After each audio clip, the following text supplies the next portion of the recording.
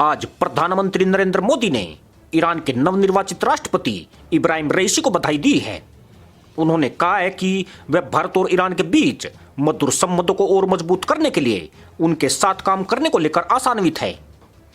उन्होंने कहा है कि मैं भारत और ईरान के बीच मधुर संबंधों को और मजबूत करने के लिए उनके साथ काम करने के लिए उत्सुक हूं। ईरान में सत्ता में बदलाव के साथ यह प्रश्न खड़ा हो गया है कि नवनिर्वाचित राष्ट्रपति से भारत के किस तरह से संबंध होंगे। यह तय है कि दोनों देशों के बीच संबंध ऐतिहासिक है।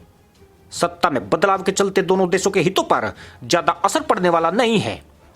एक सवाल यह भी है कि आखिर भारत और ईरान एक दूसरे के लिए क्यों उपयोगी है।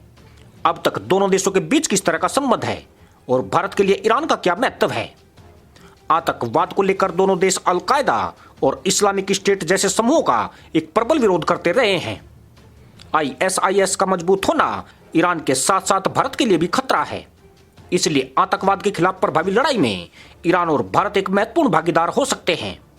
दोनों देशों के बीच चाबहार परियोजना काफी प्रमुख है। भारत द्वारा ईरान के चाबहार का विकास भारत को दोहरा लाभ प्रदान करेगा। एक तरफ जहां यह अफगानिस्तान, मध्य एशिया तथा यूरोप पहुंचने का मार्ग प्रशस्त करेगा, वहीं दूसरी तरफ यह हिंद महासागर में चीन के बढ़ते प्रभाव को भी रोकेगा। INSTC परियोजना भी दोनों देशों के बीच काफी अहम है। भारत, ईरान तथा रूस के मध्य international north south trade corridor के निर्माण हेतु समझौता हुआ है। यह दोनों देशों की पहुंच यूरोप तथा एशिया के बड़े बाजारों तक करेगा। दोनों देशों के बीच विचारधाराओं में भी काफी समानता है। भारत लोकतंत्र तथा शांति का समर्थक देश है, वहीं चीन की साम्राज्यवादी नीतियों से पूरा विश्व परिचित है। यह आयाम भी भारत को मजबूती प्रदान करते हैं। नई दिल्ली और तेहरान के बीच गैस पाइपलाइन बिछाने का प्रस्ताव है। भारत की ऊर्जा जरूरतों के लिहाज से यह करार काफी अहम है। दोनों देशों के बीच अफगानिस्तान भी एक बड़ा फैक्टर है। अमेरिका द्वारा तालिबान से बात करने का प्रस्ताव भारत तथा ईरान दोनों की विदेश नीति का हिस्सा नहीं है। संघाई सहयोग संगठन के जरिए भी दोनों देश एक दूसरे के सहयोगी हैं। संघाई सहयोग संगठन में भारत सदस्य राष्ट्र है तथा ईरान पर्यवेक्षक राज्य है। ऐसे में यह संगठन दोनों को एक मंच प्रदान करता है। दुनिया में ईरान के बाद भारत में शियाओं की दूसरी सबसे बड़ी आबादी निवास करती है। शिया समुदाय भारत और ईरान के राजनीतिक, धर्म, सांस्कृतिक इत्यादि क्षेत्र में प्रमुख भूमिका निभाते हैं। भारत की बड़ी जनसंख्या की आवश्यकता को देखते हुए ऊर्जा एक महत्वपूर्ण आवश्यकता बन चुकी है। ईरान ऊर्जा का एक विशाल भंडार है। आज भी यह भारत को तेल निर्यात करने वाले देशों में इराक तथा सऊदी अरब के बाद तीसरे स्थान पर आता है।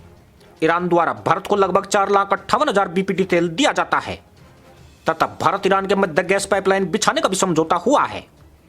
अफगानिस्तान की तालिबान सत्ता भारत तथा ईरान दोनों के विरुद्ध है। भारत लोकतांत्रिक अफगानी सरकार का समर्थक है, वहीं ईरान का मत है कि तालिबान सुन्नी कट्टरपंथ को बढ़ावा देता है। परंतु 2001 में तालिबान शासन समाप्त होने पर दोनों ही देशों ने अफगानिस्तान के विकास में रुचि दिखाई थी। भारत सामानों को अफगानिस्तान पहुंचने से रोकने के पाकिस्तान निर्णय के बाद ईरान ने भारत की अफगानिस्तान पहुंच हेतु पारगमन मार्ग उपलब्ध कराया है। इस हेतु ईरान के चाबार से दिलाराम जैरंग तक मार्ग का निर्माण किया गया है। इसी सापेक्ष में भारत ने ईरान के चाबार बंदरगाह को विकसित करने हेतु 2015 में एक समझौते पर हस्ताक्षर किया था तथा इसका विकास अब भारत द्वारा पूर्ण किया जा चुका है। इसी के साथ अनुमति दोस्तों, जय हिंद।